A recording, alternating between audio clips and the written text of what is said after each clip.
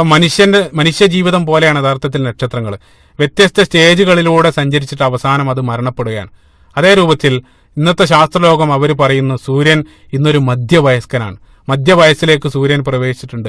5-6 billion വർഷം കൂടെ അതിനായുസുള്ളൂ. അത് കഴിഞ്ഞാൽ അതിന്റെ പരിണാമഘട്ടമായിട്ടുള്ള അടുത്ത ഘട്ടം, അതായത് ആ 5-6 ബില്യൺ വർഷം കൂടെ കഴിഞ്ഞാൽ സൂര്യൻ നശിക്കുമെന്നാണ് ശാസ്ത്രലോകം പറയുന്നത്. അതായത് അടുത്ത ഘട്ടമായിട്ടുള്ള അതിന്റെ റെഡ് ജൈന്റ് എന്നറിയപ്പെടുന്ന നക്ഷത്രത്തിന്റെ അടുത്ത അവസ്ഥയിലേക്ക് അത് പരിണമിക്കും. പിന്നീട് എല്ലാ നക്ഷത്രത്തെ പോലെ അത് നശിക്കുമെന്നുള്ളതാണ് ശാസ്ത്രം പറയുന്നത്. അതായത് ഒരു ടൈം ബോംബ് പോലെ, സുബ്ഹാനല്ലാഹ്, അല്ലെങ്കിൽ ഒരു ഹുസ്ബാൻ പോലെ, അതായത് ഒരു സമയം കഴിഞ്ഞാൽ അത് പിന്നീട് നശിക്കും. സുബ്ഹാനല്ലാഹ്.